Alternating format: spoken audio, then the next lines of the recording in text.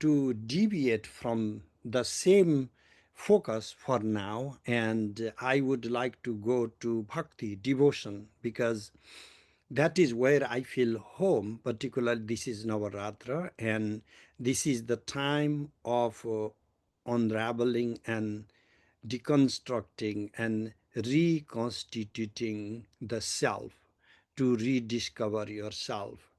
And this is one way to connect to the mother through love, through grace. And all these mantra mandala discussions, I want to wrap it around the central concept of devotion to the mother, the bhakti, the shakta mode of bhakti.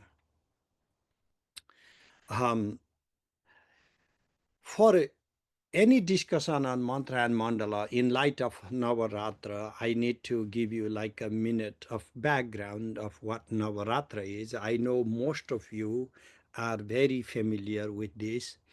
For the Shakta world, these 9 nights, Nava 9, Ratra nights, are the most crucial time for sadhana.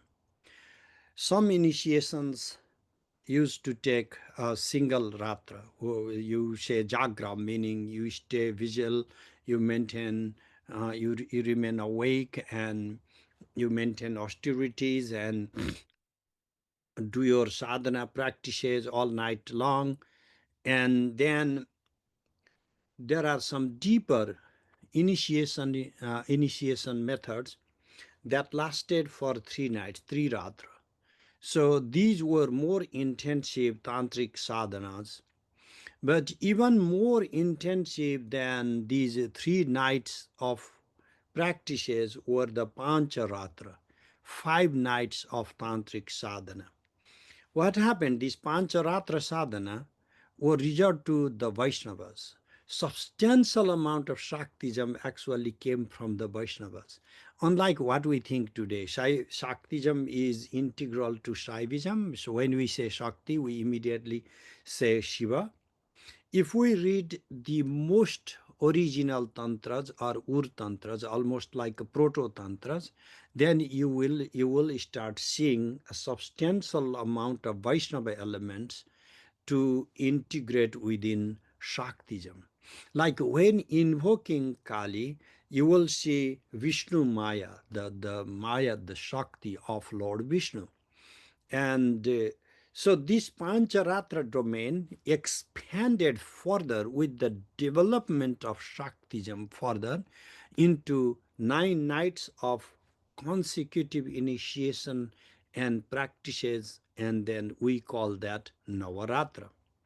This we are going through that period of Navaratra right now, and this Sharadiya, the autumn 9 nights, are most primary, and it's a time of equinox, basically the almost the equal time of day and night, and the seasonal change where we have our body is also interacting with our environment.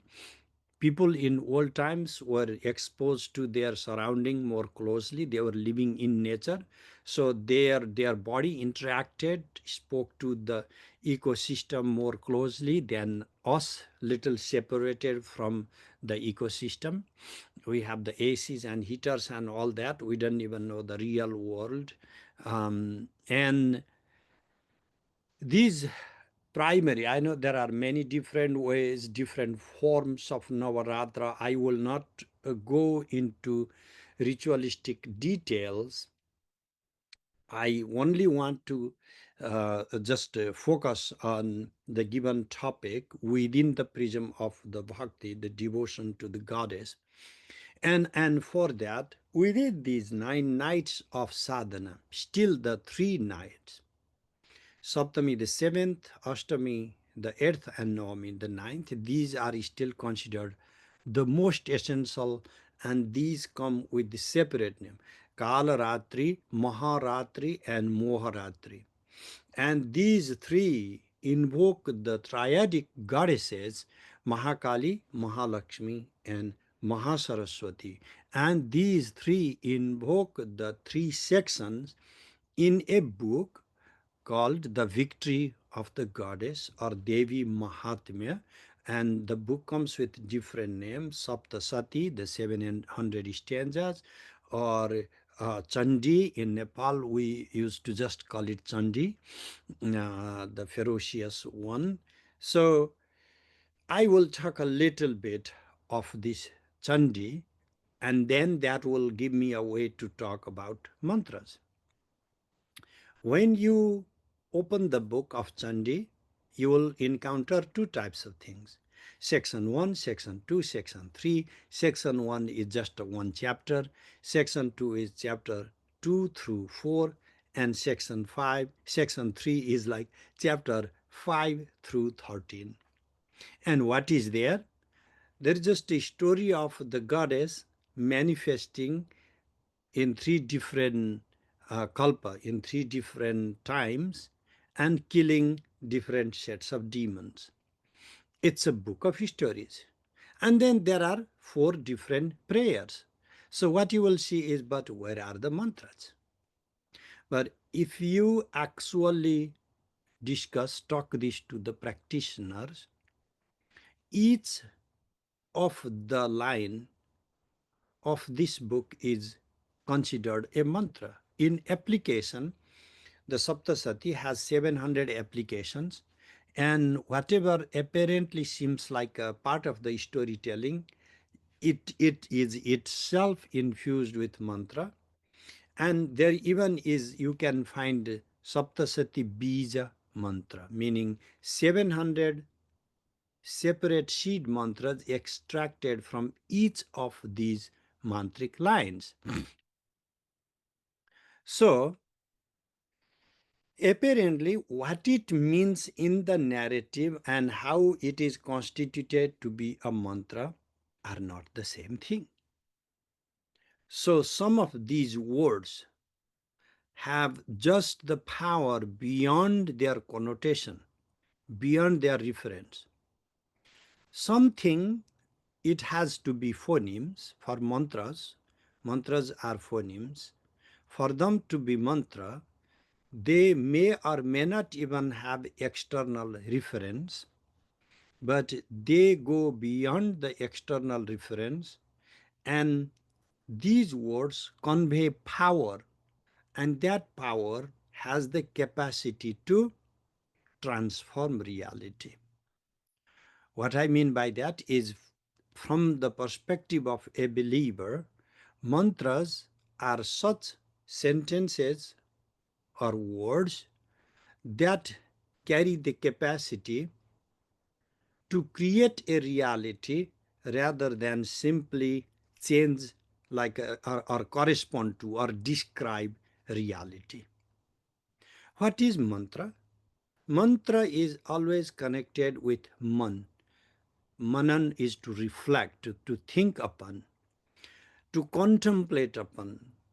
Mantras are supposed to be repeated, and they should occupy the space in your mind.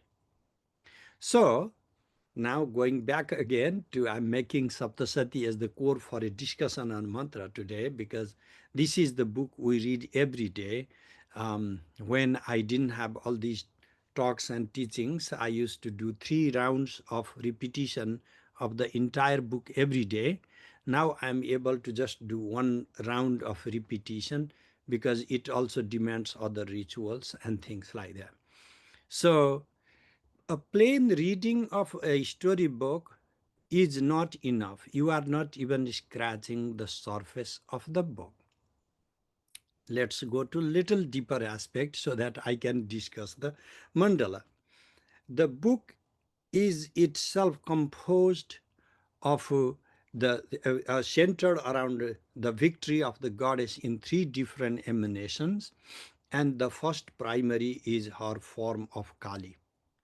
And then in the second section, what we call Mahalakshmi is not the Lakshmi that we are used to, because if you see her visualization is quite different. And then what we call Mahasaraswati is not again the Saraswati, because this Mahasaraswati section is the one where there is the killing of Shumba and Nishumba and Raktabija and all these demons. And that's not what Saraswati does, the Saraswati in the set of the wisdom goddess. So the very constitution of Mahakali, Mahalakshmi and Mahasaraswati in three sections creates the mystical core of the Devi Mahatmya. My Guruji, Vidyaranya Saraswati, had published a book, Trishakti Chamunda Puja Vidhi, in Haridwar, made it available to 100 initiates, some maybe about 80 years or so ago. And the book was not available. Thanks to my students and the supporters, we through Bimarsha printed that book out. And I'll give you a little glimpse of just slowly going deeper into what is that. That each section has its own mandala.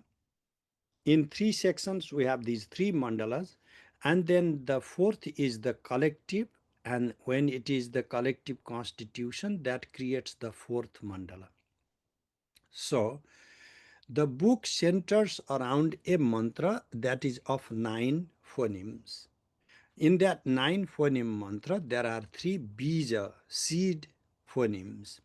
And then each deity is an emanation of one of the phonemes. Kali is an emanation of one phoneme. Mahalakshmi is an emanation of another phoneme. Mahasaraswati is an emanation of the third phoneme. When collectively addressed, we call that Trishakti Chamunda, and herself we visualize in 10 heads and 24 arms, one of the most esoteric, privately kept, secretly kept deities in the tantric world. In tantras, we envision all these, we group around these different deities invoked into mandala. That is what we call yantra. So the fundamental yantra for Chamunda, the Chandi, the deity of the Saptasati, is the yantra with the drop at the center and a triangle and a hexagon, two triangles intersecting with each other. And outside of that is the first layer of petals, 8 petals, and outside that is 24 petals, and outside of that is 64 petals. So this is what constitutes the core of Chandi, or the Navarna mantra and the invocation of the goddess. In the 24 petals I mentioned, we invoke these goddesses that are in the prayer. In the 5th chapter, the prayer begins, Namo Devyai Mahadevyai Shivai Shatatam Nama Nama Prakrite Bhadraye Niyata Pranadasmata Ya Devi Sarvabhuteshu Matri Rupeda Samstita. So this is that there are these 24 goddesses invoked in this prayer, and these deities are situated within those 24 petals. So you go all the way to the core, the triangle, Mahakali, Mahalakshmi and Mahasaraswati are installed or visualized in this triangle. You go deeper.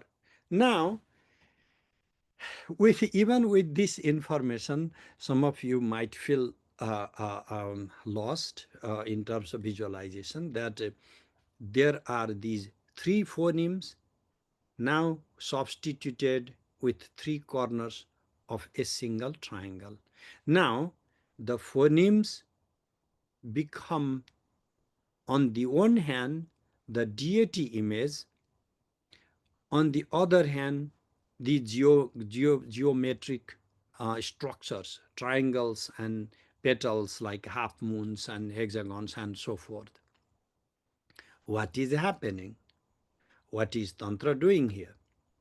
The Tantra, in essence, is doing a living in action, taking control of all the capacities of our consciousness, that is On the one hand, we have speech, words like thing, we think, logogene, and another is image like thing, imagine. We have images, we constitute the images and we turn into abstract forms. You have a choice. Some people are easily connected with the image, full deity image. Some others are not used to create deity image for cultural reasons or for some cognitive limitations, but they are okay with the geometric forms. So they can create a circle, they can create petals. Some people say, I don't like to worship an image, I'm not born in that culture. It's not worship to begin with, the way worship is understood in Christianity, but it's difficult to start this cross-cultural conversation. I can simply say switch on to mandala then, because then you don't need to worry about, because the triangle is a universal symbol.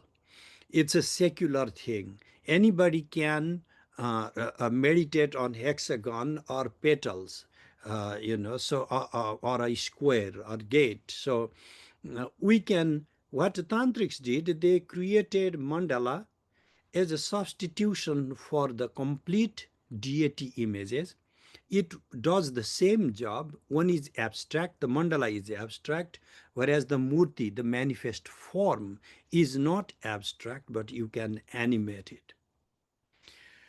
What is the benefit of the animated form? The animated form, if you are meditating for a long time, give presence to the deity image, you can play with your emotions. You can feel arousal, for example. And then you are carried by the tendencies of Mahishasura, because Mahishasura was aroused by seeing the goddess also. And Shumba and Nishumba, they make the same approach. You have to marry us because she's so beautiful. When, guys, like you see something so stunningly beautiful, and then your first tendency comes there. And then you learn to conquer your basic emotions. You learn to rise above your basic instincts or drives, and then that is what the goddess is striving, striding on Mahisha. Mahisha representing the basic delusion, passion, and then the lion, the dharma, the Veera Bhava, the heroism, the victory, helping, assisting the goddess, the truth, the absolute, to rise on top and conquer these lustful feelings, lustful emotions, to help us transform. So rather than completely separating ideas and feelings, what we are doing in mantra mandala is, it doesn't matter whether in the context of Navaratra, I'm giving you as an example of Saptasati, you could use that for Tripura Sundari, for Kali. They are just the same system. We are talking about the system. So what happens in this system is we bring to animation, and the benefit of bringing to animation is we create some type of fantastic, you can call, intersubjective field, almost like a dialogue between two subjects.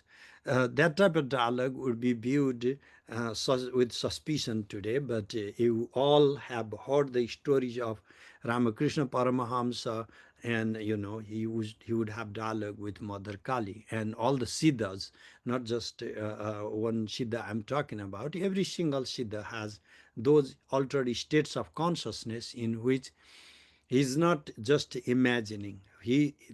I'm imagining, meaning I'm separate from my fantasy, but then the fantasy takes over and I'm into that myself, and I'm part of what is imagined, and in there I'm actively working through what is presented to my consciousness. So let's go back. What is happening here?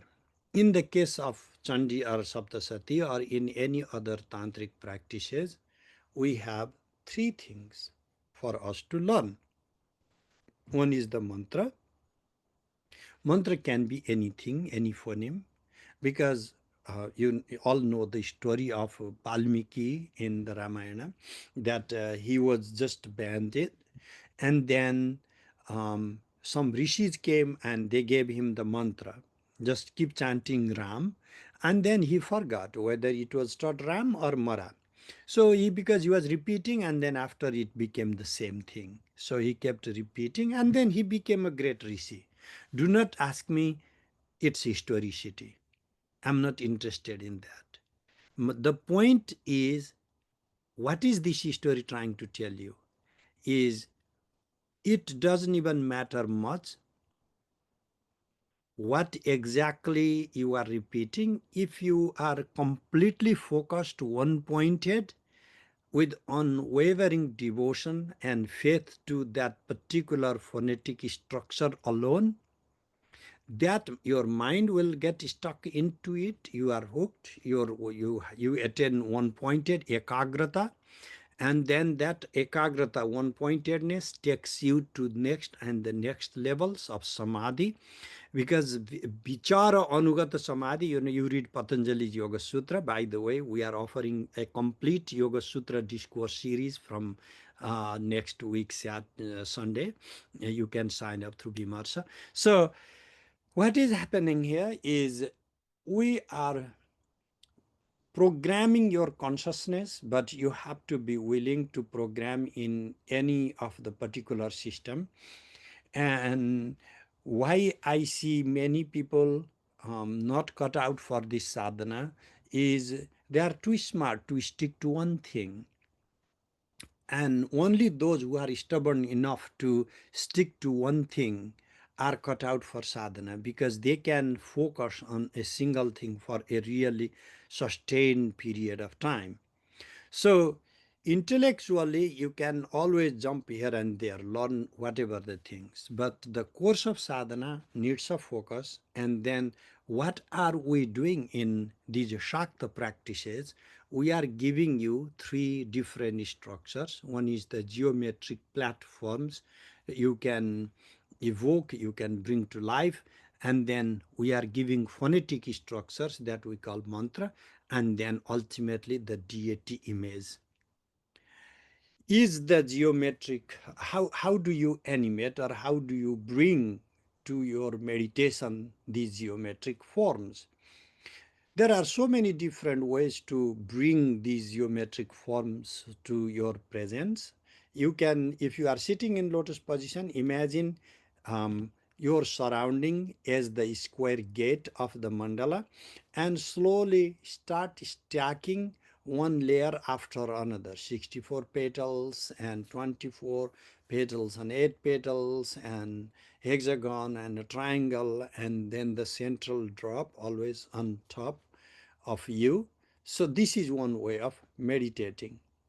You can also project that mandala right in front of you, with the center, the bindu, the drop, being exactly in correspondence to your heart level.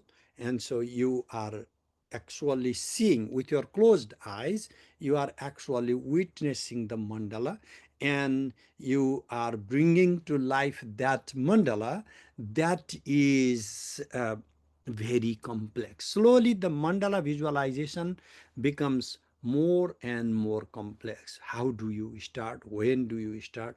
Where do you start? First of all, Diksha. I am not even interested in just telling the mantras, this and that, because that's not how we can pick up practices. You have to find a teacher, and then the mantras are traditionally given by a teacher to a student. And then when you receive this mantra, you are first focusing only on these phonemes. You keep repeating like a million times. Why should we brainlessly repeat something? Because when you repeat and repeat, something starts happening. You are not repeating, you are just simply driving, or you are simply walking, and then the mantras start running. You are dreaming and the mantras start running. You wake up in the middle of the night and you see the mantras were running. You wake up in the morning, you see the mantras never stopped. We call this mantra Jagriti, the awakening of the mantras.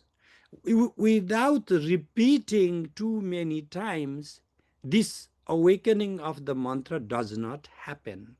So that is why to get this one pointedness, you really need to exhaust your consciousness, exhaust your mind by a number of repetition. So now the mantra starts coming automatically, and you are not chanting out loud. It just happens in your heart spontaneously. You don't even need to think about it. It thinks for itself. Good job. So then what do you do next?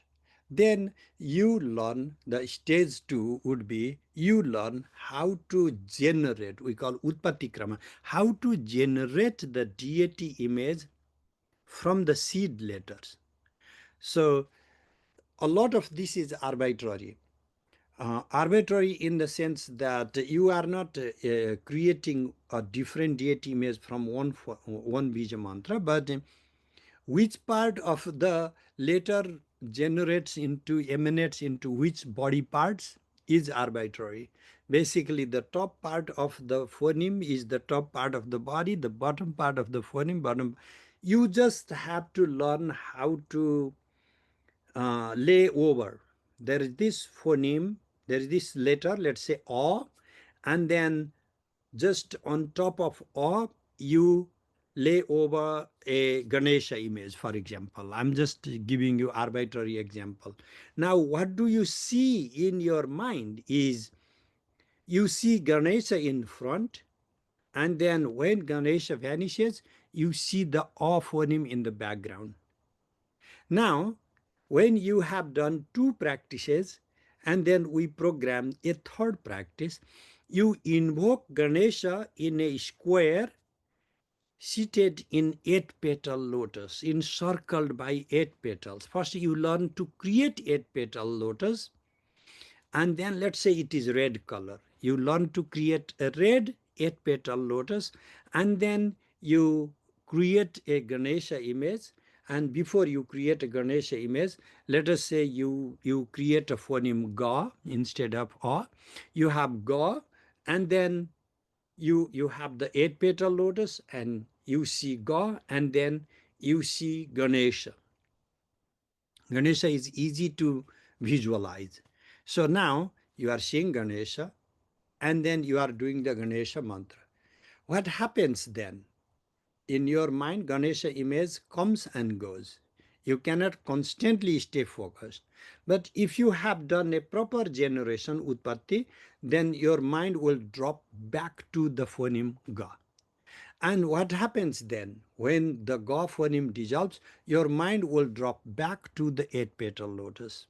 What happens when that also drops back? You are supposed to come back to the mantra you are repeating. So you have now 4 things programmed to your consciousness simultaneously. We call this layering. You start stacking, layering one image after another, and then project your mind with the mantra, the phoneme. That is what we call tantric practices. It doesn't matter whether you are doing the Shaiva or Shakta or Vaishnava or Buddhist or Jain, whatever the Tantra practices, the core is this, the same thing. In the case, let's come to Navadurga. It is one of the most complex but most ubiquitous common practices. In my own kula, I am telling my students, because one of the problems of the Tantra seekers is they are looking for the most esoteric thing. You go to India, everybody who is interested in Tantra already knows Devi Mahatmya, the victory of the goddess. And there is nothing esoteric about it, and they are asking for more esoteric. Maybe Lalita. If you are from south, then you are more used to Lalita. If you are from Kamakya area, maybe Ma Tara, or if Nepal, and Ma Kali, or something like that. And these days there is just like a fashion also to talk on Kubjika, because some scholars worked on it and found this is very secretly kept, and then you start talking about that. What is not thought through, though, is what is most apparent is also the most hidden secret for all the tantrics. This small book of apparent story is visualized by the tantric sadhakas as the mind of the mantras. Just to give you a little glimpse that besides this complex imagery already coming, we have, let's say, the first, the most plain and simple is the white goddess, red goddess, and black goddess. In the Sarvamnaya Tantra, the white goddess, the Para, she goes in the Purva Amnaya, and in her most complete form, we find her in the form of Siddhi Lakshmi. She's the white goddess, she's the white Lakshmi. And the red goddess is Mother Tripura Sundari, and the black goddess is Guhya Kali. So now, where is Kubjika? The fourth, the integral of all these three is the fourth goddess Kubjika. Now we are calling another order. We are calling that into the three orders of the Kalpa. We call that Ugrachanda Kalpa, Bhadrakali Kalpa, and Katyayani Kalpa. In these three different practices, these 9 Durgas are visualized differently. The most common recitation of all this Devi Mahatmya is Jayanti, Mangala Kali, Bhadrakali, Kapalini, Durga, Kshama, Shiva, Dhatri, Swaha, Swadha, Namostute. This much I'm going to share. This is Maha Mantra, but I'm still sharing it. This is just like Hare Rama mantra. Jayanti, Mangala Kali, Bhadrakali, Kapalini, Durga, Kshama, Shiva, Dhatri, Swaha, Swadha, Namostute. You don't even need Diksha for this mantra. This invokes Mother Durga in 9 names: Jayanti, Mangala, Kali, Bhadrakali, Kapalini, Durga, Kshama, Shiva, and Dhatri. These 9 names of the goddesses. In the Hindu paradigm, there are 3 ways of worshipping. One is to worship in fire. You call that swaha, libation. Another is libating in water, tarpana. We call that swadha. Another is you offer flowers or other things, incenses, and we call the namaskara. Swaha, Swadha, Namostate. Look at all the 9 goddesses are invoked, and then all 3 forms of worship are just chanted, uttered. Jayanti, Mangala, Kali, Bhadrakali, Kapalini, Durga, Kshama, Shiva, Dhatri, Swaha, Swadha, Namostute. So this is simple form, but then you want to go to Bhadrakali Kalpa. That is the most common Kalpa right now. In the Bhadrakali Kalpa, you can see in the Devi Kavacha that comes printed alongside the Saptasati book. And in the Devi Kavacha, you find Prathamam Shaila Putri Cha Ditiyam Brahmacharini Tritiyam Chandraganteti Kushmandeti Chaturthakam. So now the Nava Durga names are mentioned here successively. These are the Durgas in following the order of Bhadrakali.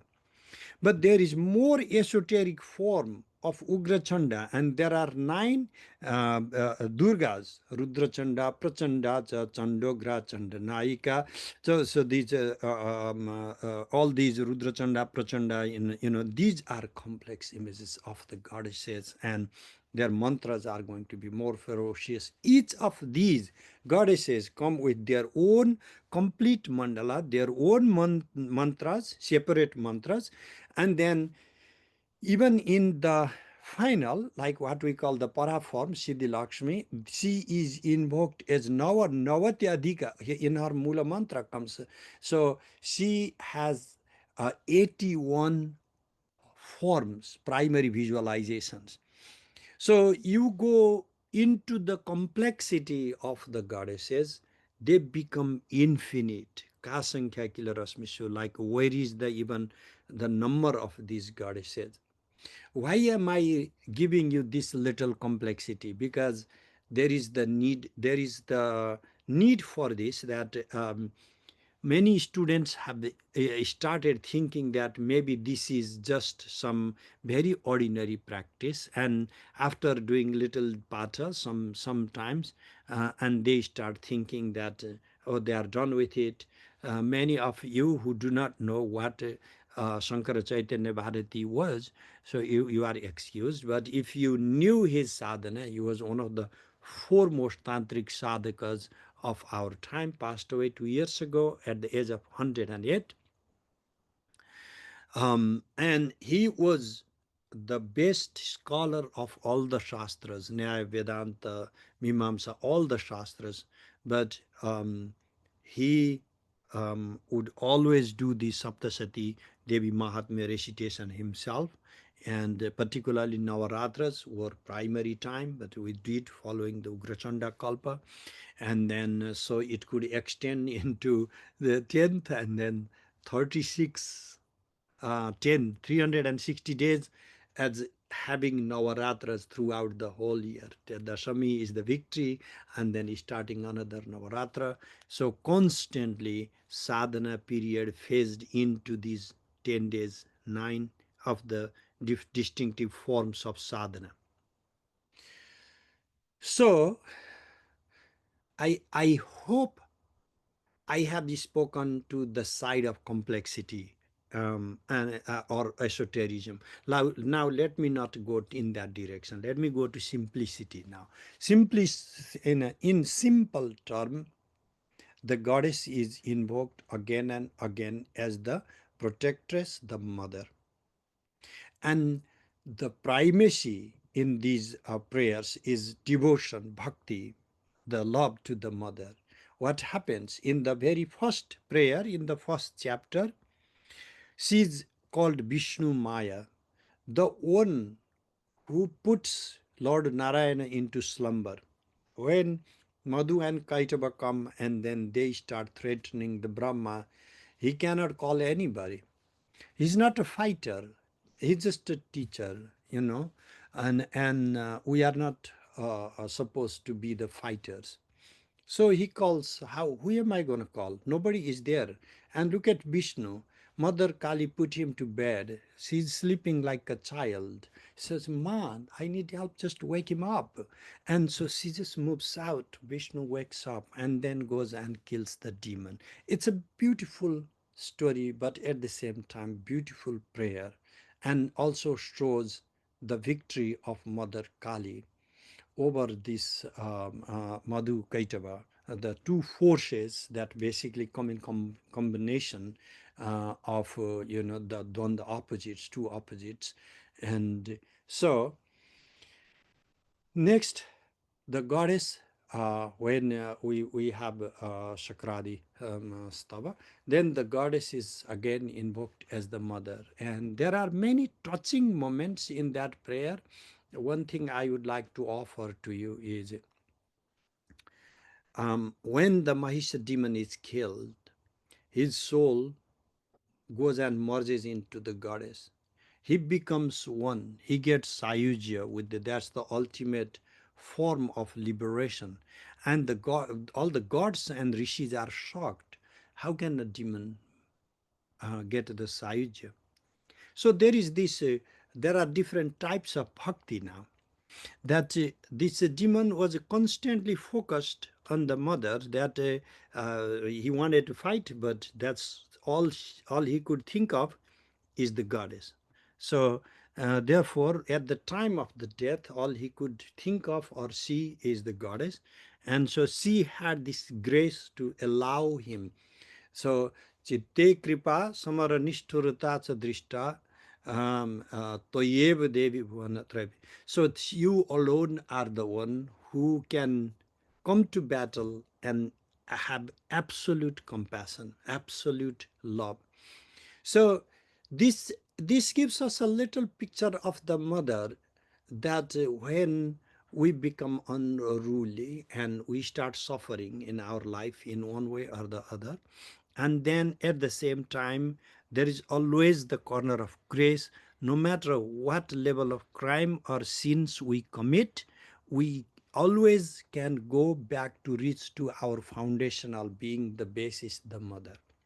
Because why is she the mother? Foundation is Chiti Rupena Ya Krishna Metad Vyapya Sthita Jagat Namastasya Namastasya Namastasya Namo Namaha. Because now the fifth chapter, the prayer, in the Devi Mahatmya, the gods, the devas who are praying her, they say that she is the one who permeates the totality in the form of pure consciousness. So, this pure consciousness as the goddess in her absolute form unfolds in myriads of forms as speech, मंत्राणां मातृका देवी शब्दानां ज्ञानरूपिणी ज्ञानानां चिन्मयातीता शून्यानां शून्य साक्षिणी एष्याः परतरं नास्ति सैषा Durga प्रकीर्तिता. So who is this Durga? This Durga is Mantranam Matrika Devi. She is the phonemes in all the mantras. It doesn't matter what words or sentences you speak, you go back to the same phonemes. It doesn't matter what words you use in your conversation, you go back to the jnana. What you are conveying is jnana, not just some sounds. Mantranam matrika devi shabdanam jnana rupini. Jnananam chinmaya tita. But now you have these concepts, the house, Vedanta, society, friends, property, all these concepts are circumscribed by your consciousness. Your consciousness transcends your conceptual horizon. Now we are talking like Vedanta. Now, this foundational consciousness is the goal of Tantra and Advaita Vedanta, the same thing. The absolute for Advaita Vedanta is this very pure consciousness, and the absolute for Tantra, Shakta Tantra, is this very pure consciousness. And what happens when there is no form, no speech, no sound, nothing? Shunya. Then when everything is turned into shunya, you are the witnessing consciousness of this shunya, shunyanam, shunya sakshini, and what remains there, yasyaha parataram nasti, of which there is nothing above and beyond. That is what we call Durga. So this is the time of worshipping Durga. That Durga is above the forms, above the name, above concepts, above even empty sphere, and the words, the structures. And so these 9 days in particular, invocation of the Mother Durga, I just wanted to give you a little glimpse of how in mandalite form or in mantra form we can invoke her, bring her to our life, do our sadhana. Let us say you are not used to doing all these pathas these days, are YouTube days. You can just play some pre-recorded YouTube videos of the Devi Mahatmya. I'm telling it for those who have never read the book, and then you can easily find a PDF or any book of the Devi Mahatmya. You can download it, see, when you are listening, you can find in transliteration, so you don't know Devanagari, no problem. Our friends have brought different types of translations. Devadatta Kali was a devout Vedanta Society friend who was one of the guys who brought a very authentic, actually, book on Devi Mahatmya. So that's one of the books I do recommend you to read, but you can read any of the books. So ultimately, why is Devi Bhakti something we should think about? Number one, like Ramakrishna Paramahamsa, again, he is a devout Kali Bhakta, and therefore I'm in a Vedanta Society platform right now, so it's not my Vimarsa agenda I'm talking about. It should be the common core. But there are other things than that. Number one, it's the idea of the mother is something approachable, easier to access, to be connected with. And I'm not saying that all the mother images that we have in our modern society are liberating, helpful, calm, or anything. But we need to go. It is not about our mortal mother. we need the mother who does not die. Both my parents are no more, but I have never felt myself an orphan. And that can happen only if you somehow connect yourself with this divine presence. Because when you feel that you are under the protection of Mother Kali, you will find her active presence. All I can say is, at least I cannot, I cannot say impose this on your life, but I will just go back to a small story, and then I'll open for questions. I have told this story in several occasions, but some of you may have already heard, so bear with me. I left home when I was 12. Okay, that is where the story begins. And I had to walk for like 6 hours. And then those days, from Maleku to Kathmandu used to take 6 or 8 hours of a bus ride. Now maybe just 2, 3 hours. But the roads were so bad those days. And by the time I reached Kathmandu, it was already dark. And I had just very limited resources with me. And my father had given me three names of some pandits he knew in Kathmandu. Just he said, just go and ask people who will know these people and they will help you.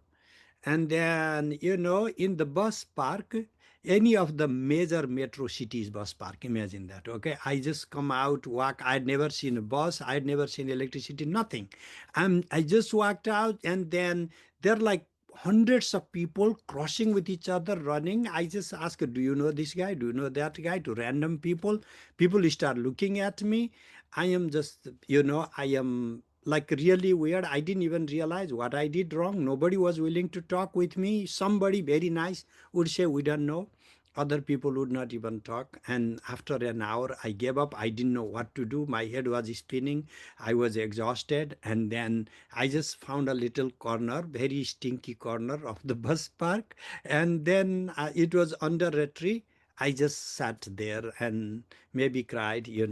I didn't know what to do, and spend the night there in Ratna Park, bus park. Those days, that is to be the center. And around maybe the dawn, I fell asleep, not wanting. It was cold, of course, but anyway, my body gave up. I slept. In my dream, I had this amazing dream. So what happened? In my dream, I saw my parents sitting in a couch. I've never seen in my life like that. In villages, we don't have those things. I don't know where I saw that to create in my dream. And then I thought I should, in our culture, we touch their feet. I went to touch their feet, and then up there, they touched my head. That's what you do. And then when I looked up, they were Shiva and Shakti. And this, we are your parents, and we are looking after you, so don't worry. And then I fully woke up, and I realized that I'm invincible. you know, a 12-year-old boy in a metro town, in a million people, helpless, with nobody to go to, and these names of the pundits, not some known people at all. And I feel so empowered that I'm like, okay, no, I'm fine. Everything is fine.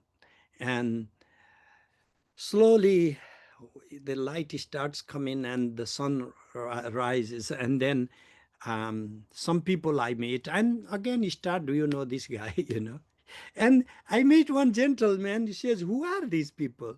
I said, these are Sanskrit Pandits. And then this guy says, why not you go to Sanskrit school, go take a right, and then go left there up in Darbar Square. There is this Sanskrit school. Go there and they might know these people. And he even showed me like a little map there. It was just a 10 minutes of walk from there. I went to the school and I met the principal. By the time I was completely broken down. I could start crying, but my father had said, your only hope is you have to show what I have taught you. So I just sat there in front of the principal and started chanting the Vedas that my father had given to me. One chapter to the next, I closed my eyes, and maybe for an hour I kept just reciting. And there were like 20 people or 30 people by then, all the teachers from the school. And when I stopped, everybody was admiring me and then said, what do you want? I want to get education. One teacher was so moved that he offered on the spot to arrange a boarding school for me. I was so scared. No, my father said study Sanskrit. I don't want to go to boarding school. And he was like, I was just trying to help you more. And then it's fine. So that's where actually I started. And actually, these three Pandits, eventually by another year, I met them.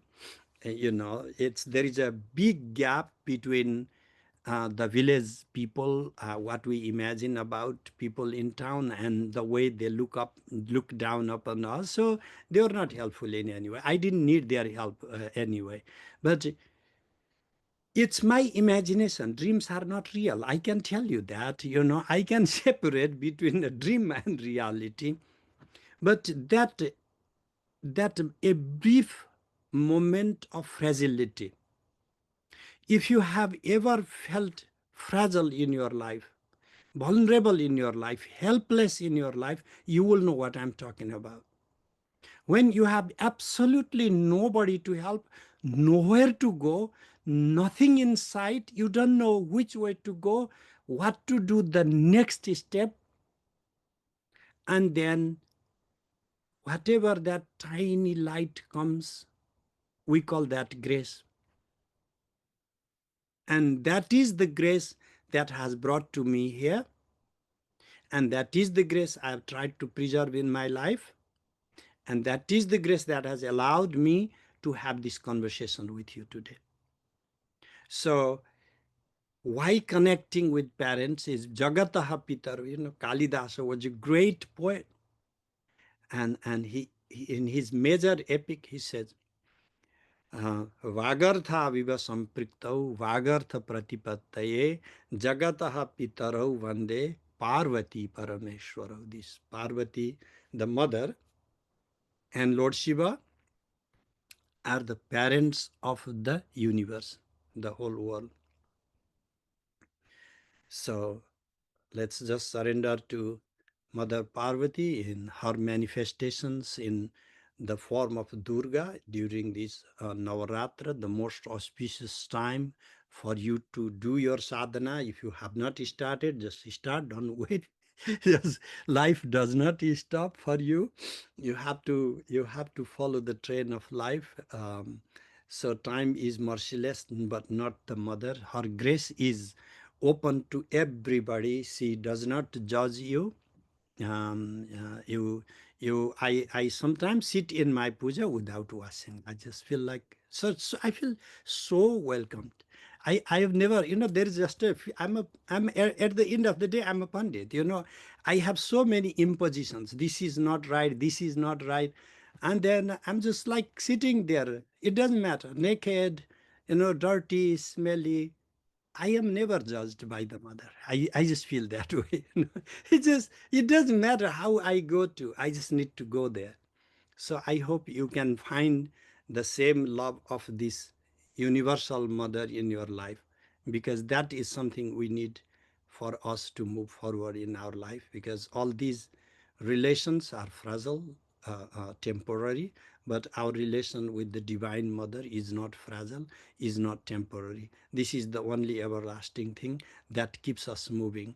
Thank you so much. And if you have some questions, and if we have time, I'll welcome them. Thank you.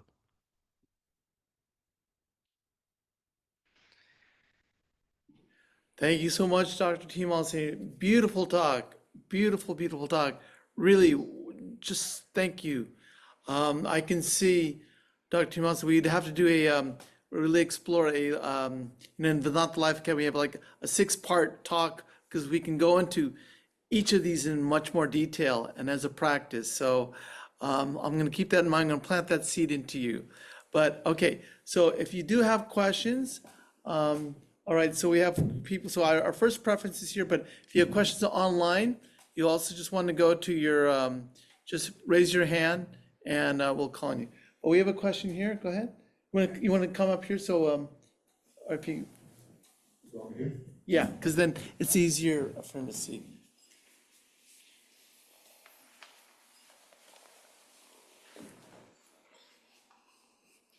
Thank you, Sthaneshwar. Hey, good to see you. Yes, I'm here to see your ghost. Acharyaji, lovely, lovely overview, introduction to how we can approach the mother through ritual, through chanting, through mantra, through visualizations. I also loved your personal remarks at the end, where you talked about how you met your, or rather, you were introduced to your true mother and father in that dream. My question to you, Acharyaji, all the way at the beginning of the talk, when you were just introducing yourself, you said almost as a joke, I think I'll paraphrase it. I think you said the Vedanta teaches dispassion. It teaches, understanding Brahma, the Supreme. Then you said quickly, but I teach attachment. That was your little joke, but it was a very serious joke. What on earth do you mean that you teach attachments?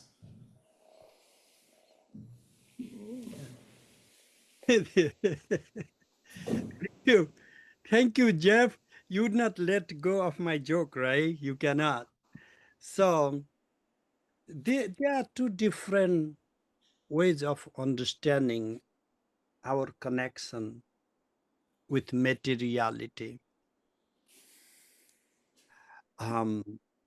Vedanta, the sannyasa renunciatory model, that was not the only Vedanta, but now most common, most popular, most practiced one is the renunciatory model that teaches us to refrain from our worldly connections, our day-to-day transaction, our actions, our relational world. And what I see is the self is dynamic, relational, and this foundational consciousness itself constitutes this relational reality that is not a mirage, that is as much a real as the foundational principle itself. It is its expression, basically.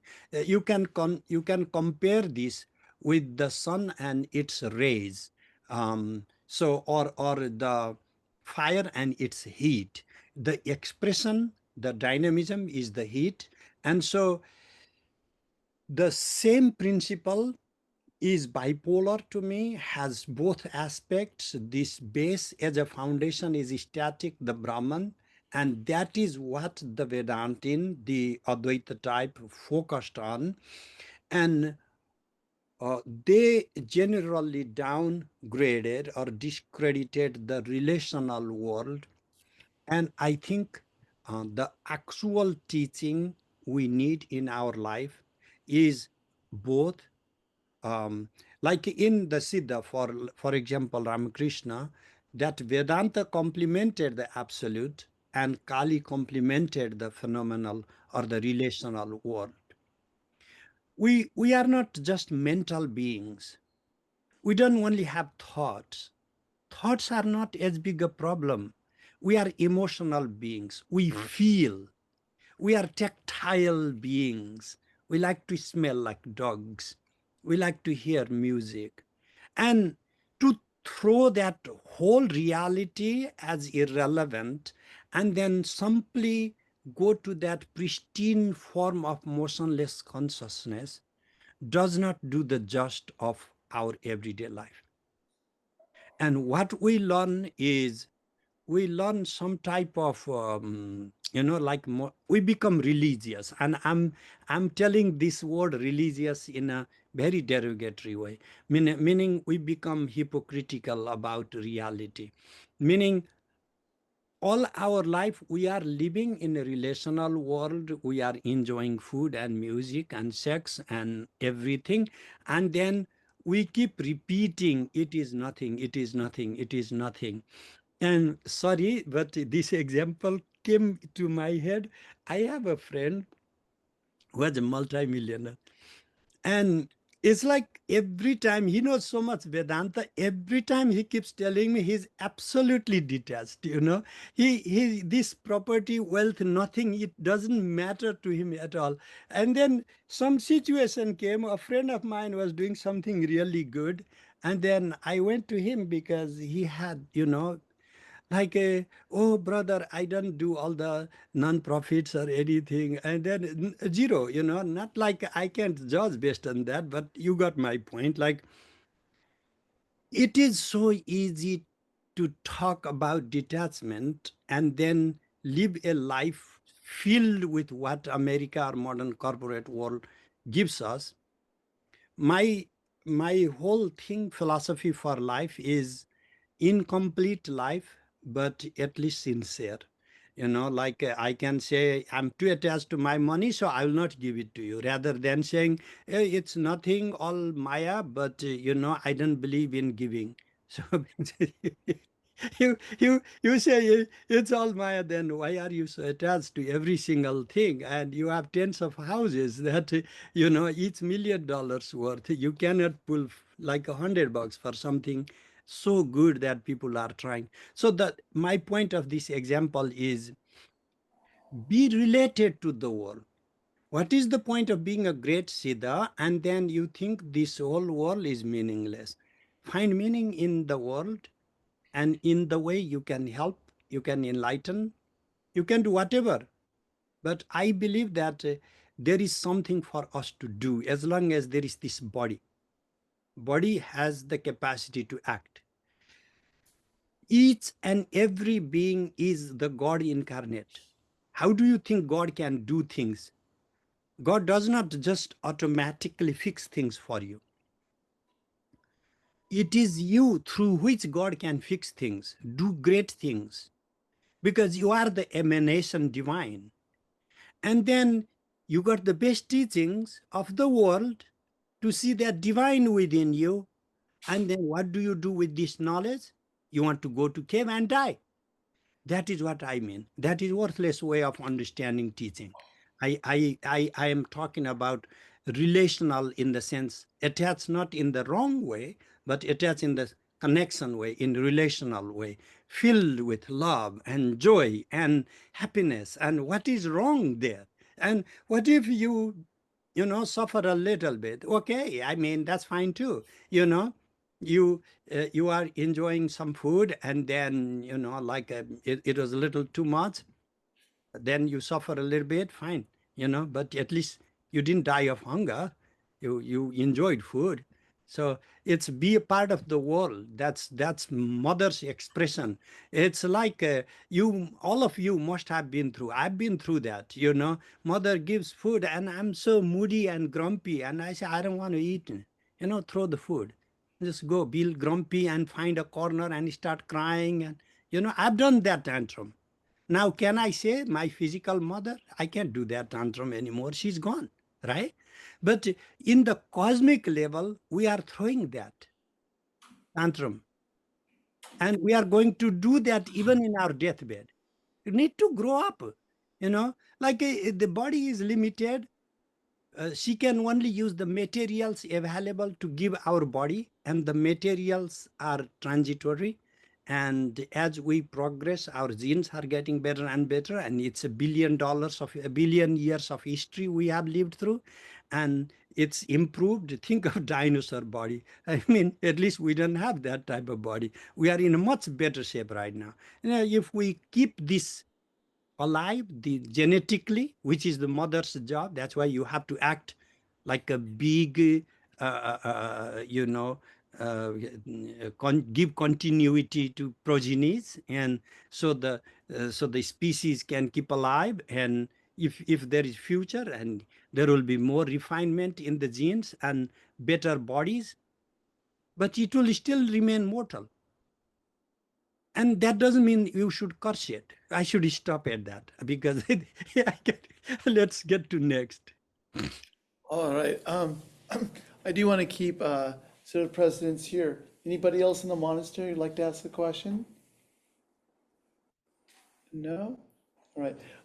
Dr. Timalsina, I'm going to ask just one thing here is that in the Navaratri period, the 9 nights of the Divine Mother, sometimes I've heard it seen as like the first 3 nights are eliminating our tamasic, inertic energy. The second 3 nights, eliminating the rajasic energy. The third 3 nights, eliminating the sattvic energy till transcendence. Is that model? Do you know? Can you further explain a little bit about that model, if that's Now something? you can see how Swamiji wants to eliminate sattva and rajas and tamas, and he wants you to go to not have any guna. No, This is no, no, no. this is Vedanta. Be aware of it. Right, right. But then after coming back, Ramakrishna says, then you see everything. You see the whole play is the Divine Mother, is it not?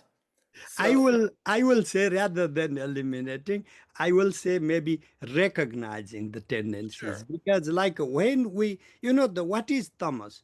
There are 2 things within tamas. One is the darkness of the demonic negative tendency. Another is, even within that tamas, there is so much of power in the form of Mother Kali that nothing, even sattva, it's nothing in light of her. So she transcends guna, but at the same time manifests through tamas. Mother Lakshmi, she transcends guna, but at the same time manifests through rajas. Mother Saraswati transcends guna, at the time manifests through the sattva. So what we are doing is we are not recognizing the divinity within the guna. We are letting these gunas to control us. These gunas, when recognized, so when unrecognized, these very shaktis become conditioning.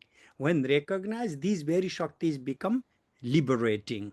So this is in the Shiva Sutra also. So Maheshwaryadya Pashumatara Kavargadishu Maheshwaryadya Pashumatara. In this sutra, this concept is explained that when Ajnata Mata Matara, what are these mothers? When we do not recognize them, and then they lead us out to externality. But when we recognize their own pristine form of pure consciousness, then these very mantras, matrikas, become liberating, and then they allow us to go to the deeper and deeper realms. Like mantras, when you do not know how to focus, then they become distracting. When you know it, then they suspend all the thoughts, and they themselves help you to go within. So therefore, yes, it is a gateway to recognize the shaktis in the fullest form and transform these shaktis from their negative application, because tamo shakti is also needed. Like without tamoguna, you cannot fall asleep. Imagine if you cannot sleep for 7 days, even for a minute. Imagine how horrible, miserable your life is going to be. You need tamoguna. Imagine if you cannot move. That is rajoguna. If your mind stops from thinking, that is a lack of rajoguna. Then that is a horrible life. But how do you use your mobility? How do you use your thinking? How do you use your sleep, to balance your health? So therefore, recognized guna are absolutely essential for our life, for your health, for even our quest for spirituality. But unrecognized gunas are binding. Thank you, Swamiji. Thank you, Dr. Timalsina. And just because, let me share. Uh, uh, let's just explore that a little bit further. So, say I work as a chaplain in a hospital. All right, I recognize there's a thing called what we call projecting onto a patient. I recognize anxiousness or something what they call is a transference, where like me transfer a thought, something I'm uneasy about. I transfer that to the patient. All right. So once you hit it core in the head, self-awareness is the main thing. How to have self-awareness about my emotions, how to have self-awareness of my thoughts, how to have self-awareness of my intentions in any interaction. You're absolutely right. Now, I'd like to explore with you knowing this knowing this, becoming aware of my emotions. All right, say I've got this anxiousness, anxiety, or anger. How can you use the anger to help liberate you from that? That's the question I have for you. Knowing with the self-awareness that knowing I have an emotion of this anger coming up within me. So I'm not going to project that into the patient, but how is that a force then that will help me unbind me towards more greater self-awareness or towards liberation? Um, there are two sets of conditions here, like working in a hospital, being in different types of, let's say, energies. People are suffering, crying, are in pain, are distressed, are depressed, whatever the conditions. The first thing that happens is there is a huge energy transference of sattva, rajas, tamas, substantial amount of energy transference. And then people who are working in hospitals, many of my students who are doctors or nurses, they carry that like a baggage. They make some money, maybe better money than other people, but they start building that stress up in their own private personal space till it becomes unlivable, till they don't even recognize themselves. And so the first teaching is how to recognize the transcendent beyond the gunas, that same energy at the same time pulsating through gunas, so that you are responding relational to the subject in front of you, communicating with him, sharing emotional care and feeling, at the same time not affected or conditioned by whatever the energy is oozing out from this diseased person. That's number one condition. That's why the Shakta paradigm is absolutely necessary to involve in guna, because that is your real world. People are suffering. You have to engage in their guna, but still need the capacity to transcend that. Number one. But then in a particular case, anger came.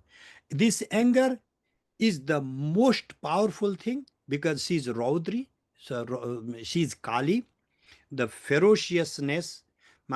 In Lakshmi, she only displays this Moha Shakti, Mohini Shakti, deluding, loving. She is so beautiful, we forget everything else. You look at Mother Kali, then her anger, she starts teaching you, like beating you up little bit.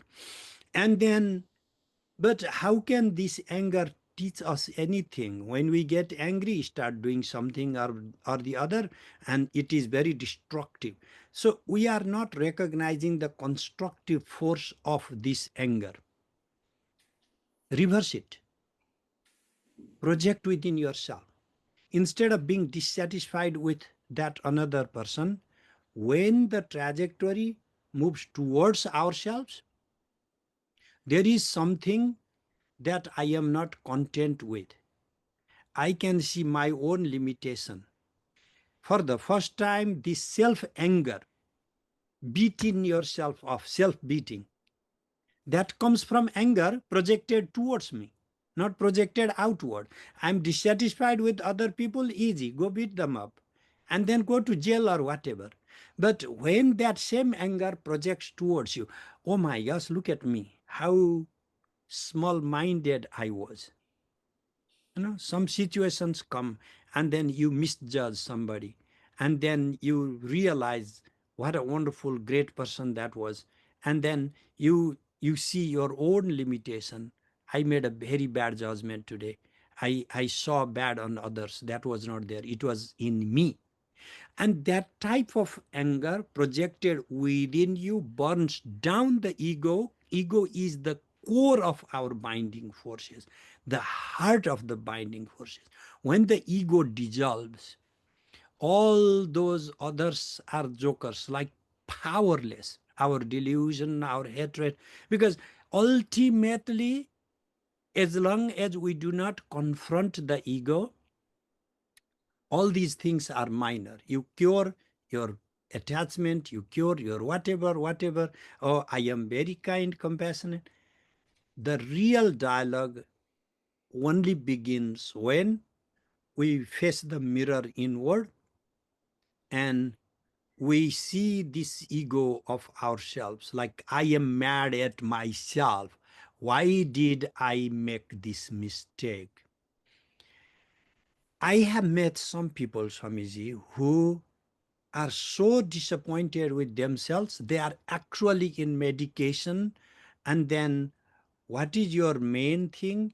And they start telling me, I didn't get this, I didn't get that. And then, I'm sorry to say that way, but in all likelihood, they are the most fortunate people for what they have attained, because in average, 75% of the equal qualification people are doing far worse than these people. Somehow they were lucky, they were fortunate, they were privileged.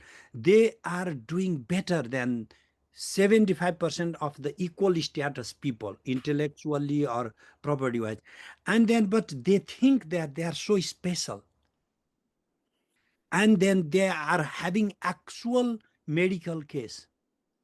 This whole thing about self-delusion is the core of our civilizational problem. Look, America today, collectively, we are causing a civilizational problem for the entire humanity because of our self-delusion. Who personally we think we are. Individually, we are creating the same type of problem in our relation with our friends, our parents, everybody in our company, because we think ourselves at the top of every single thing and are never willing. So anger, how this? The anger turned towards us is the most liberating thing ever, Swamiji. Thank you so much. And Dr. I just want to say, I think what you're showing today is that, so there's two types of mothers. We know the Ambika, the sweet mother. That's usually what we want. We want to hear sweet words from people. We want our life to be sweet. The flip side of that is the Chandika, what you talked about, the ferocious one. So it seems to me the ferocious mother is the one showing our shadow side, the one showing the aspect of ourselves that feels uncomfortable to us. We don't feel comfortable seeing the stuff in our trunk, the negativity. But that's what we have to face, and that's what the Divine Mother wants from us to face, to purify that aspect of our ego. So I think that's a very important aspect also to recognize the Divine Mother. Okay, we have 4 questions here. So it's time's up. Swami, Dr. Timalsina, can you answer them very quickly? So let's go, John. Please just get to your question. There you go. Okay, can you hear me? Yes, John. Okay, thank you. First, I want to thank everybody who made those talks possible, because it's amazing for me to access those teachings. So thanks to everybody. My question is, I had the pleasure to heard some previous lectures from Professor Timalsina and from Vimarsha, and the previous lecture was about the triadic structure of para, and apara in Trika philosophy, and I was asking myself if there is some links between this triadic structure and with Lakshmi, Kali, and Saraswati, and if so, what are the qualities of those links, and how are those triadic concepts linked? Thank you. Thank you. So The triadic structure has two sets of concepts. Number one, three gunas, and number two, three shaktis. Three gunas we discuss, sattva, rajas, and tamas. And three shaktis, the shakti of ichha, jnana, and kriya, volition, cognition, and action. These three we did not discuss. From the Tantra perspective, consciousness cannot be expunged of also the volition, cognition, and action, this triadic structure. The likewise, consciousness, because for action dynamism, rajas is required, and then for cognition, sattva is required, and if consciousness continues to have volition, action type of triadic structure, it also needs to retain these qualities no matter what in the most subtle form. If we read Shiva Drishti of Somananda, it does the just for the idea that even in this absolute state, the triadic Shaktis are present there. And what that type of correlation of the existence of volition, cognition, action, and in correlation with the three gunas do is, if in the Puranas we see the whole analytical centrality of three gunas, in Tantras we see the centrality of these three forces of Ichha, Jnana, and Kriya Shakti. But the tendencies are not possible for volition, action, cognition without sattva, rajas, and tamas too. So we went in Gunatita, the 24th tattva, and gunas are abandoned, not in Tantra. Because even in the emanation of para, para, and apara, we continue the same imagery, the white goddess, the red goddess, and then the black goddess. Like you go to Nepal, in the Nepalese depiction, you will find that white goddess as Siddhi Lakshmi, red goddess as Mother Tripura Sundari, black goddess as Guya Kali. We are changing the names. I gave you Ugrachanda Kalpa, Bhadrakali Kalpa, and Katyayani Kalpa. I'm giving you another structure, the same triadic structure in the new ritual setting. So what I'm trying to say then is that you can keep creating all new mandalas and new ritual paradigms. The philosophy does not change. And they are based on the singularity of the absolute consciousness manifesting in the form of the world, transcending the world at the same time.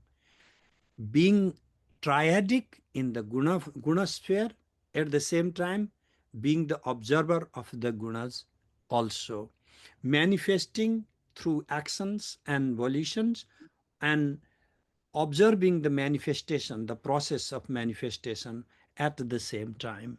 When you read Tantra Loka of Abhinava Gupta, you will find that going beyond the 36th tattva, the Shiva tattva, is the Saptatrimsa, 37th, the Shakti. What is the Shakti, the highest principle that transcends 36 categories? Again, this Shakti is herself composed of the triadic structure. Sarvasadya Mahalakshmi Triguna. So who is first above all is Mahalakshmi, and she is of the triadic structure, composed of three gunas.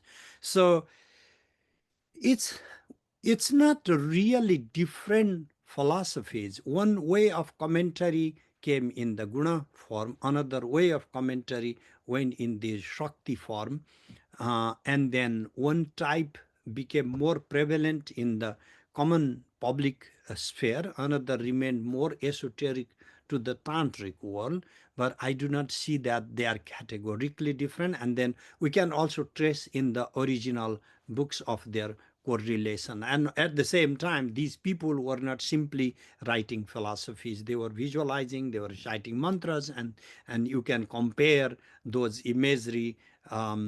Even the most basic color representation, white, red, and black, they continue to in these three triadic structures.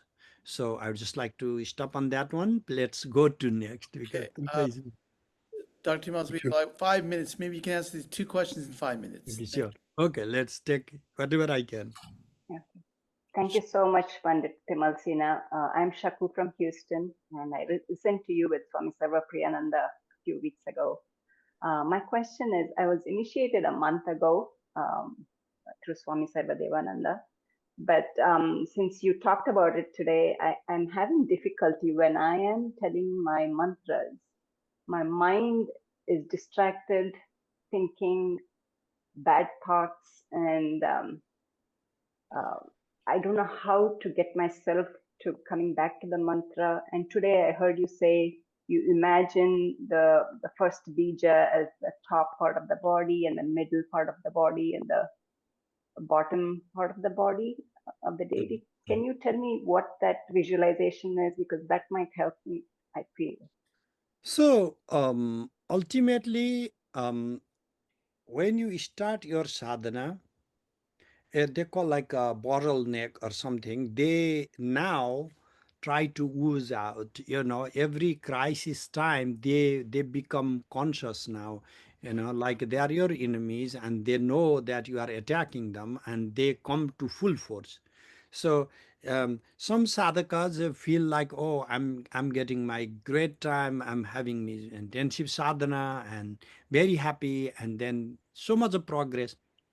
I get more worried about them than those like you who face these things right in the beginning. Why? Is because they expect so much that they are privileged, but these inner tendencies have not struck them down, attacked them. They are going to. It's necessary. At one point, it happens.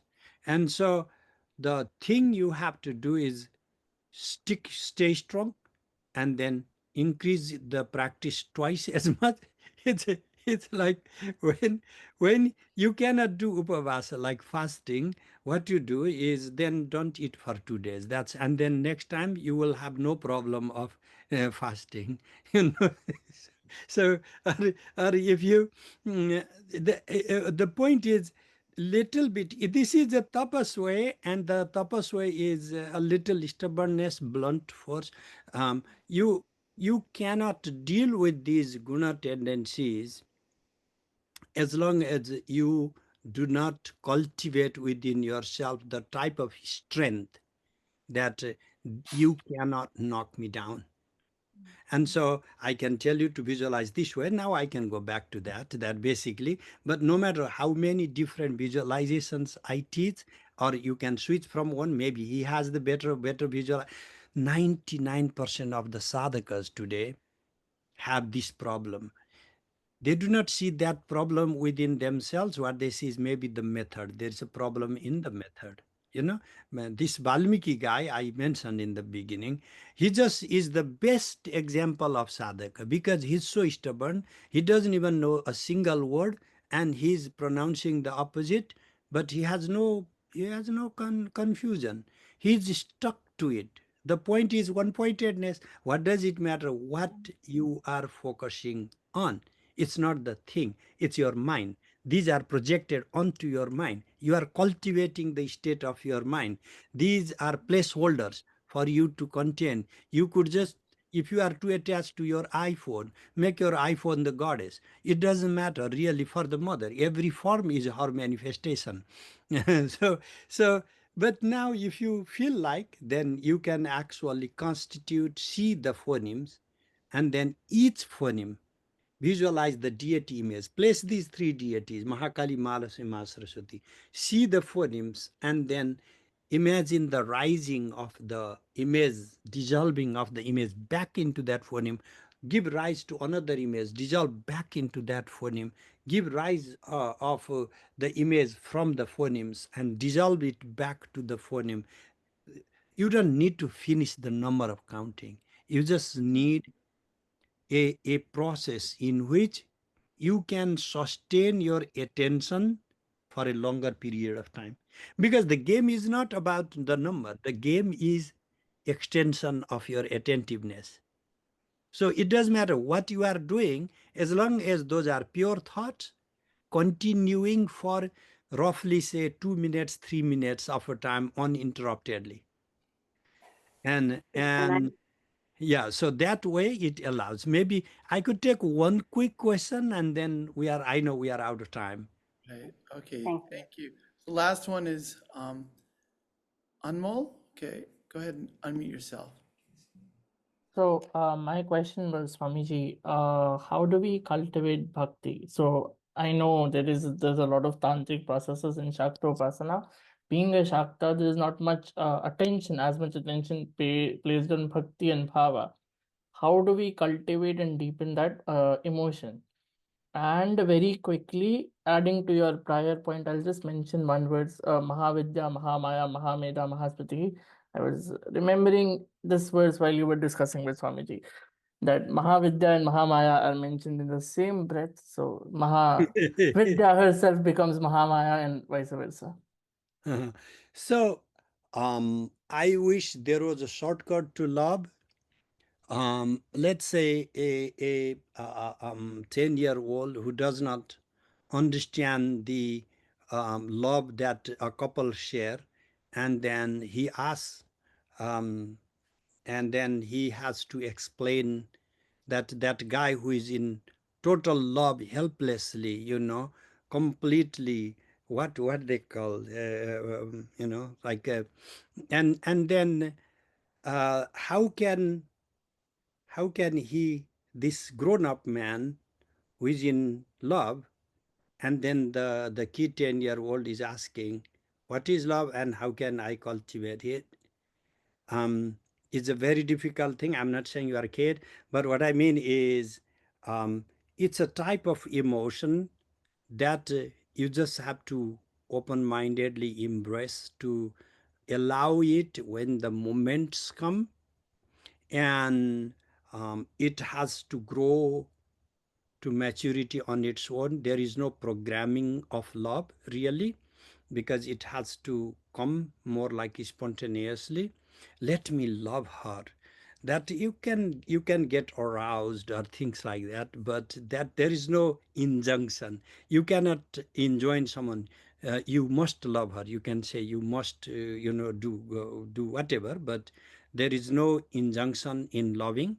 The Shastras cannot enjoin, force you to love either, because that is where that's like absolute freedom lies.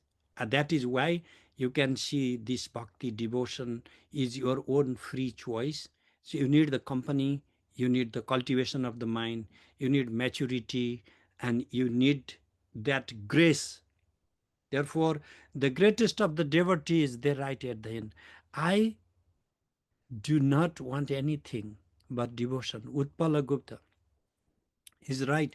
So like the wealth, I have the wealth of my devotion to Lord Shiva. Because when you have so much, then there is no way of cultivating love.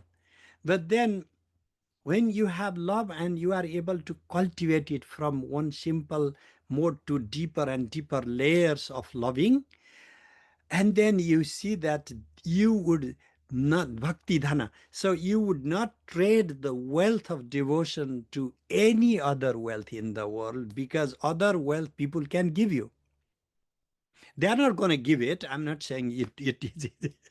So, but it is logically possible. Bhakti is not logically possible just to give it. Okay, take it. You have to have like a Shiva Rupa Guru, a guru who is himself an emanation of Lord Shiva. Only he can do the grace that we call Shaktipada. And that is where the bhakti arises in your heart. Other things can be given. This bhakti to the divine, only Lord Shiva can give, because it's the bhakti that draws you within himself. Only Shiva has to want to see himself within your body. Only when that urgency arises in Shiva, that resides within you, then bhakti emerges within you. The otherwise, everything, knowledge and all, no, bhakti does not arise. Bhakti is spontaneous, and to it has to see that level of maturity for its rise. I think I have to stop here. Yes, Dr. Timalsina, I just say one thing though, that regarding the bhakti, when I'm fascinated with people who get arranged marriages, right? Because they meeting for my father met my mother for the first time when they got married. So to me, and then how do you learn? Love is almost like a process for them. It seems like you're learning to love. You're there with somebody, so you learn to love through association. I mean, you're right. Ultimately, there's something that divine light just lights up. That's done to grace. But you can cultivate love in terms of association, right? Spending time reading, developing. The more you associate, is there most an attraction may form. I mean, the basis of all Indian marriage, in one sense, the arranged marriage has to be built on that system there. You may say some of it doesn't, some doesn't work, but isn't it a process? It's a process of learning to love, which may spark, I mean, I'm just curious what No. are your thoughts about that? No, I mean, look at that. That's when the freedom comes, What is there in the pre-orchestrated love? That's when can you love this? And you are able to love. It means you are a loving person. You can love anybody. If you can love only this person that I am in love with, I cannot love anybody, then you are not a lover. You can love anybody. You are a good lover. You can love that given situation. Yeah, my father got this woman. I love her? No, I cannot love her. What a miserable being you are. You cannot love anybody but someone else that there. Your love is so finite, so small. That's why now you love this woman. Okay, Dad, I will love this, and then he knows how to love it. Hey, look, because he knows love. Love Right. is unbound. Why should love be only focused to one person? He's able to, because he's a loving person. He's a person who can love, and therefore he can love to this person, that Absolutely. person. So we all Yeah, have the capacity, that yeah, innate capacity there of built in. course. Exactly. Absolutely. Yes. All right. Thank you so much, Dr. Timalsina. Thank you. Wonderful talk, wonderful discussion. Just next week in San Diego, we're going to be talking about the Chandi. Swami Atma Vidyananda will be speaking about the Chandi and through music, I believe. So the Chandi through music. Dr. Timalsina, would you like to close off with a chant? Tava chaka kilana stutirambike sakala shabdamayi kilate tanu nikhila murti shume bhavadanvayo manasi jasu bahi prasarasu cha iti vichintya shive samita shive jagati jatamayat navasadidam स्तुति जपार्चन चिंतन वर्जिता न खलु काचन काल कलास्ति में तव च का किल न स्तुतिरंबिके Ma, how can I praise you? Because sakala shabdamayi kilate tanu. Your body is composed of every single word out there. To finish the chanting would require time infinity. Nikhila Murtishu me Bhavadanvayo. I associate you. I see you in every single manifest form. To talk about everything, again, infinite amount of time, impossible. And not just external manifest form, monasis. Whatever comes in my head, I see you there. Or whatever arises outside, I see you there. Thinking like this, iti vichinta Shive Samita Shive. Mother, Shiva, compassionate one. Jagati jata mayatna vasadidam. This without any effort. Whatever happens through me. Stuti japarchana chintana varjita. That moment, that is when I am not doing any stuti, any japa, any worship to thee. I have no time like that. Anything I do is your puja. Any thoughts that come to me is your visualization. Any word that I utter is your prayer, because you I see in everything. Thank you, Mother.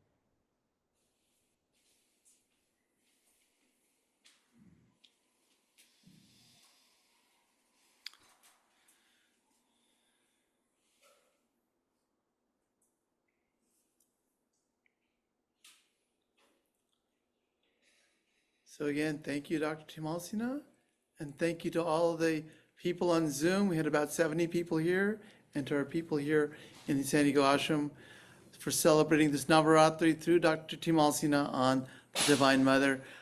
Please let us know when you're coming to San Diego. We will make special room for you here. All right. Thank you so much. Thank you. Jai Ma. Jai Ma. Jai Ma. Jai Ma.